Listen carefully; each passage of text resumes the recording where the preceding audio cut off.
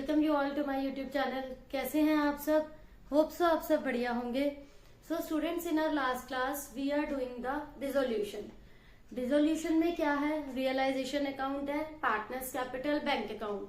मैंने आपको ये सारे क्वेश्चंस करवाए, जो भी डिफरेंट एंट्रीज थी। उसके बाद कुछ ऐसे क्वेश्चंस है जो जनरल एंट्रीज पे बेस्ड है। बोर्ड एग्जाम में दोनों क्वेश्चन इंपॉर्टेंट है, वेदर रियलाइजेशन अकाउंट मेंटेन करना है या जर्नल एंट्रीज है। दोनों की इक्वल वेटेज है, तो आपको ये आनी चाहिए। तो रियलाइजेशन अकाउंट जिसको अच्छे से समझ आ गया, उसके लिए जर्नल एंट्रीज पास करना इट्स नॉट डिफिकल्ट। तो सबसे पहले जो यहाँ पर है, आपको रियलाइजेशन अकाउंट की प्रैक्टिस करनी है, then partners capital and then bank account. तो बच्चों, जब एग्जाम में आपको जर्नल एंट्रीज पास करनी आएंगी, वो आपको रियलाइजेशन अकाउंट के अकॉर्डिंग ही आएंगी, तो आपको उसकी अच्छे से प्रैक्टिस करनी है। आज हम डीके गोयल बुक का करेंगे बच्चों, question number 37। As you all know, हम डीके गोयल बुक को फॉलो करते हैं। जो भी डिफरेंट एंट्रीज है मैं आपको वो कराती हूँ। तो आज करेंगे हम क्वेश्चन नंबर 37, चैप्टर 5, डिसोल्यूशन। तो इसमें बच्चों एक्स एंड वाई पार्टनर्स हैं, उनकी जो रेशो है 1:1 है। यहाँ पर आपको क्या गिवन है कि एक्स का लोन अपीयर कर रहा है बैलेंस शीट के लायबिलिटीज में 40,000 का। उसके बदले में उसने एक्सेप्ट करा है एक अनरिकॉर्डेड असेट 60,000 का। एक्स का लोन जो बैलेंस शीट में गिवन है वो है 40,000, और जो अनरिकॉर्डेड असेट को वो एक्सेप्ट कर रहा है इन रिटर्न ऑफ दिस, वो है 60,000 का। तो हम इसको कैसे सॉल्व करेंगे? पार्टनर का लोन जो है बच्चों, फर्स्ट ऑफ ऑल तो पार्टनर का जो लोन होता है वो उसमें नहीं आता। लायबिलिटी साइड पे वो लोन का अमाउंट जो आपको गिवन है, इसके बदले में उसने अनरिकॉर्डेड असेट, मतलब वो असेट पहले से रिकॉर्डेड नहीं है, तो यहाँ आपको उसकी क्या वैल्यू लेनी है। उन्होंने जो अनरिकॉर्डेड असेट दिया है वो 60,000 का दिया है फुल सेटलमेंट में। तो इस बात को हमें समझना है। ये जो अनरिकॉर्डेड असेट है वो 60,000 का है, तो इसकी हम एंट्री क्या पास करेंगे? X loan account debit. Partner के लोन का हमेशा बच्चों अलग से अकाउंट बनेगा, और वो पेमेंट कहां से होगी? Realisation account. क्यों आया? कैश नहीं दिया हमने उसे, क्योंकि कैश देते तो वर्ड आता टू बैंक अकाउंट। हम यहाँ उसे असेट दे रहे हैं, तो आप 40,000 का लोन को पे कर रहे हो, 40,000 ही आप यहाँ शो करोगे। फाइन, ये आपको कंसेप्ट क्लियर होना चाहिए कि जितना लोन का अमाउंट है उतना सेम अमाउंट आप रियलाइजेशन अकाउंट में शो करेंगे। सेकंड है बच्चों रमन। अब एक क्रेडिटर है, जो रमन क्रेडिटर है उसका 25,000 अमाउंट ड्यू है जो देना है। उसको हमने अनरिकॉर्डेड कंप्यूटर दिया है, वो कंप्यूटर है 18,000 का, और वो दिया है हमने डिस्काउंट पे 10%। 18,000 का कंप्यूटर 10% डिस्काउंट पे कितना हुआ बच्चों? ये 16,200, और बैलेंस हमने दिया है कैश में। तो ये एक रूल है बच्चों, जब भी हम क्रेडिटर्स, लास्ट क्लास में भी मैंने आपको बताया था, आप जब भी क्रेडिटर्स को कोई असेट देते हो तो उसको हमें शो नहीं करना होता, ये रूल है। क्रेडिटर को आप जब भी कोई असेट दे रहे हो उसको शो नहीं करेंगे, ये आपका बेसिक रूल है। इसके बाद बच्चों आपको ये पता होना चाहिए कि जो क्रेडिटर को हमने असेट दिया, अदर देन दैट जो कैश दे रहे हो उसको हमें यहाँ शो करना वो जरूरी है। तो यहाँ हमारा क्रेडिटर है बच्चों 25,000 का, कंप्यूटर दिया आपने डिस्काउंट लेस करके 16,200। तो 25,000 के क्रेडिटर को 16,200 का मिल गया कंप्यूटर, जो कि आप बच्चों शो नहीं करेंगे। तो आप शो करेंगे ओनली 8,800 का अमाउंट। ये हम पे कर रहे हैं अपने क्रेडिटर को। Realisation account debit to bank account. Only the cash you are paying to the creditor, we will show only that amount. उस कैश के अलावा आप एंट्री नहीं शो करोगे कि हमने उसे क्या असेट दिया है, क्या असेट नहीं दिया। फाइन। नेक्स्ट है Sudhir an unrecorded creditor of 40,000।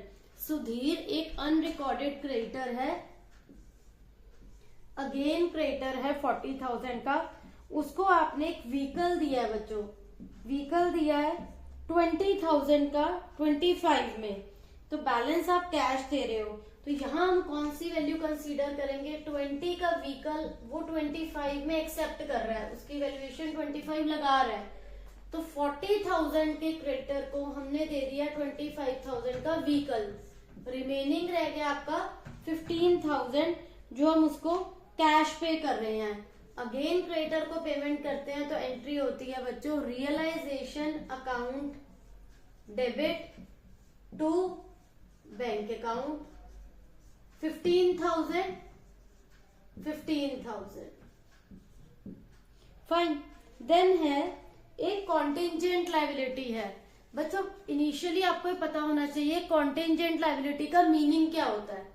Contingent liability is a type of liability जिसका कि आपका जो है डिस्प्यूट चल रहा है, you are not aware whether वो जो कोर्ट केस चल रहा है उस डिस्प्यूट का वो फेवरेबल होगा या नहीं होगा, मतलब आपको वो अमाउंट पे करना पड़ेगा और नॉट, मतलब it's a type of dispute case और अ लायबिलिटी जो कोर्ट में चल रहा है and you are not aware with the result, जिसका कोई रिजल्ट नहीं निकल रहा या आपको अवेयरनेस नहीं है, इसको आप कॉन्टिंजेंट लायबिलिटी बोलेंगे। और उसमें क्या है, बिल डिस्काउंट का था वो कि आपने बिल डिस्काउंट करा दिया एंड जो पेयर है उसके पास अमाउंट नहीं है पे करने के लिए, तो 20,000 का है, ऐसे केस में आपको एंट्री नहीं शो करनी जिसमें कंटिंजेंट लायबिलिटी मेंशन किया हुआ है, ठीक है। Then is the fifth entry, furniture है बच्चों 20,000 का एंड गुडविल है 30,000 की बैलेंस शीट में, बट इसकी कोई एंट्री नहीं मेंशन, फर्नीचर 20 एंड गुडविल 30, ये मेंशन तो है बैलेंस शीट में बट इनसे रिगार्डिंग कोई इंफॉर्मेशन नहीं गिवन है, तो क्या करेंगे, हम अपने सेट्स को बेचेंगे और अपना पैसा रियलाइज करेंगे। If nothing is mentioned about the furniture और goodwill, bank account debit to realisation, आप इन्हें सेल करेंगे खुद से, जो इनकी वैल्यूज है 20 + 30 इज 50,000, आप इन्हें सेपरेटली भी शो कर सकते हैं, बैंक में जो आपको पैसा मिलेगा इन्हें बेच के, ओरिजिनल वैल्यू जो फर्नीचर की है, ओरिजिनल वैल्यू जो गुडविल की है, 20,000 का फर्नीचर 30,000 की गुडविल, तो ये 50,000 का कैश आएगा टू रियलाइजेशन अकाउंट। तो इस टाइप से बच्चों जर्नल एंट्रीज आती हैं कि अगर आपने किसी पार्टनर को असेट दिया, जितनी वैल्यू में दिया है वो डिडक्ट हो जाएगा, या कोई असेट डिस्काउंट पे दिया है वो नॉर्मल वैल्यू से हम डिडक्ट कर देंगे एंड बैलेंस कैश में पे करेंगे। The only different concept was कि एक्स का लोन बैलेंस शीट में 40 है और उसने अनरिकॉर्डेड असेट लिया था 60,000 का, तो उसको आप कैसे पे करोगे फुल सेटलमेंट में। 40,000 का अगर लोन शो हो रहा है और आपने उसके लिए अनरिकॉर्डेड असेट दिया है 60,000 का, तो आपको उतना ही अमाउंट शो करना है जितना कि उसका लोन अकाउंट में शो हो रहा था, सेम अमाउंट, उससे ज्यादा नहीं शो करोगे आप। ये एक इम्पॉर्टेंट एंट्री है बच्चों, तो इसको आप यहाँ पे इस टाइप से रिकॉर्ड करोगे। अच्छा, एक ये भी पॉइंट है कि फर्नीचर यहाँ पर 20 था, ये गुडविल की जो वैल्यू है वो इंटेंजिबल असेट है, तो उसको हम रिकॉर्ड नहीं करेंगे। अगर यहाँ मशीनरी होता, मशीनरी का अमाउंट रिकॉर्ड होगा, स्टॉक होगा तो स्टॉक का भी होगा। Goodwill is an intangible asset, goodwill को हम यहाँ पर खुद से सेल नहीं कर सकते। स्टॉक है, स्टॉक को शो करो, मशीनरी को शो करो, बट गुडविल को हम खुद से सेल नहीं करेंगे। ये दो इंपॉर्टेंट पॉइंट्स आपको इस क्वेश्चन के थ्रू पता चल गए हैं कि गुडविल को खुद से रियलाइज नहीं करवाना। सेकेंड पॉइंट इज जितना लोन अकाउंट में अमाउंट है उतना ही शो करना है, उससे ज्यादा नहीं शो करना। इसके बाद हम नेक्स्ट क्वेश्चन करते हैं बच्चों। अगेन जर्नल एंट्रीज करा रही हूँ, बहुत इंपॉर्टेंट है ये जर्नल एंट्रीज जो हम कर रहे हैं, बिल्कुल डिफरेंट जर्नल एंट्रीज करवा रही हूँ मैं आपको जो हमने इनिशियली नहीं करी। तो इसमें नेक्स्ट क्वेश्चन है क्वेश्चन नंबर 59। तो क्वेश्चन नंबर 59 देखते हैं बच्चों। इसमें कुछ जर्नल एंट्रीज दी हैं, कुछ अमाउंट दिया है जो आपको यहाँ पर एंट्रीज पास करनी है। लोन की एंट्री है या किसी पार्टनर ने क्रेडिटर की पेमेंट कर दी, प्रॉफिट एंड लॉस का अमाउंट गिवन है। वन बाय वन मैं आपको एक्सप्लेन करती हूँ। This is question number 59। Because in between जो भी एंट्रीज है वो रिपीटिशन में है, तो रिपीट वाली एंट्रीज करवाने का कोई बेनिफिट नहीं है, आप उनकी प्रैक्टिस खुद से कर सकते हैं। वो एंट्रीज करनी है जो इनिशियली आपने नहीं करी, कुछ डिफरेंट, सो दैट आपको किसी भी एंट्री में कोई डाउट नहीं रहना चाहिए।